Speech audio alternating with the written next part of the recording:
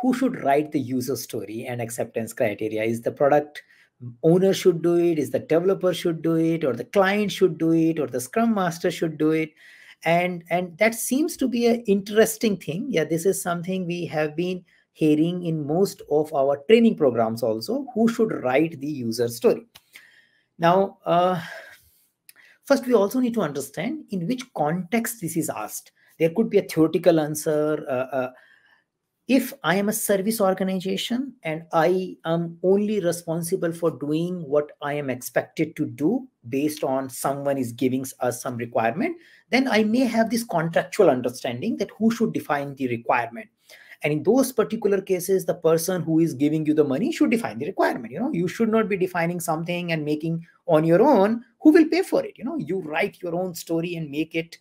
And then customer will say, why you did all this? Who told you to do it? So probably someone has to tell you.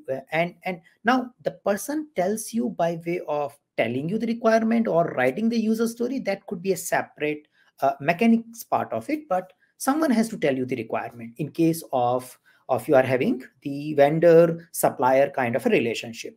So you may need to identify the client representative or an authorized process of collecting the right requirement coming to you. That's something you do that.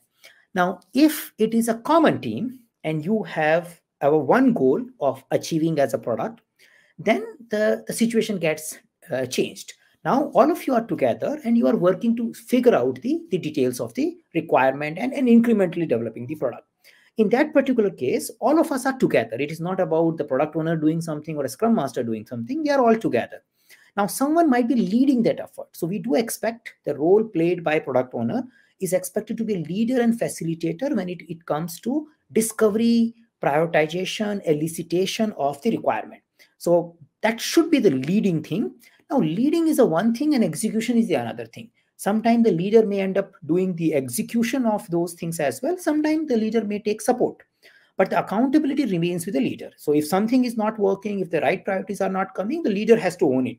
A product owner cannot say, oh, what do I do? This developer wrote the user story and made something. Now I don't know what they have done it. Then we have a problem.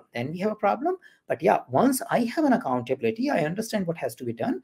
Then the detailing of it, understanding of it can be done by anyone who is willing and capable of doing it can do that. Yeah, but accountability remains with the person who is leading the product requirement discovery role. So product owner should lead it in the most of the cases, and then execution can be done by anyone. Yeah, so that's something I can say related to this user story stuff, and we can explore something as we go along.